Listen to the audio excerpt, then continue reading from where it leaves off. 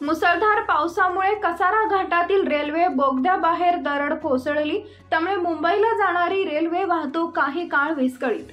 गेल्या 24 तासापासून इगतपुरी व कसारा घाटात मुसळधार पाऊस सुरू असल्याने मध्य रेल्वेच्या इगतपुरी येथील कसारा घाटातील 2 नंबर बोगद्याच्या तोंडावर शनिवार दिनांक 3 रोजी सकाळी 8:30 वाजण्याच्या सुमारास दरड कोसळली।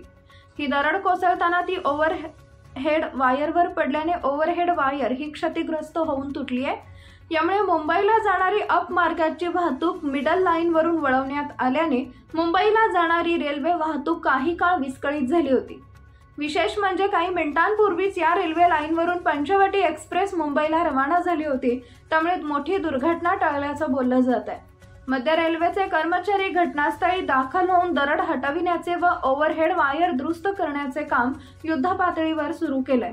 त्यामुळे अपलाईन सुरळीत होण्यासाठी अजून 5 ते 6 तास लागण्याची शक्यता रेल्वे प्रशासनानं व्यक्त केली आहे।